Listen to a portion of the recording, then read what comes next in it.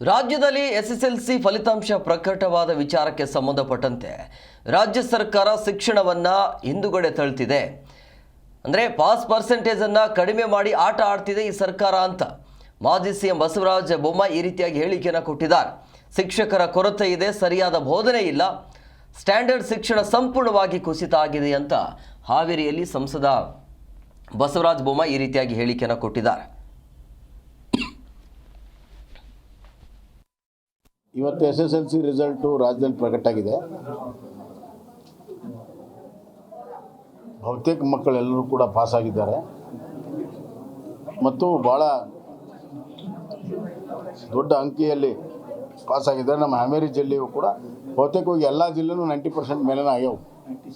ಅದೇ ಎವರೇಜ್ ಮಕ್ಕಳಿಗೆ ಅಭಿನಂದನೆ ಸಲ್ಲಿಸ್ತೀನಿ. ಆದರೆ ರಾಜ್ಯ ಸರ್ಕಾರ ಎಜುಕೇಷನನ್ನು ಎಷ್ಟು ಹಿಂದಕ್ಕೆ ತಳ್ಳಬೇಕಂತ ವಿಚಾರ ಮಾಡಿದ್ದಾರೆ ಅಂತ ನನ್ನ ಚಿಂತನೆ. ಮೊದಲು 35% ಪಾಸ್ ಆಗಕ್ಕೆ ಅದನ್ನು 30ಕ್ಕೆ ಇಳಿಸಿದ್ರು. Very good. ಯಾಕೆ ಇಳಿಸಿದ್ರು ಅಂತಂದ್ರೆ ಹಿಂದಿನ 2 ವರ್ಷದ ರಿಸಲ್ಟ್ ನೋಡ್ರಿ ನೀವು, 40% 45% ಆಗಿತ್ತು.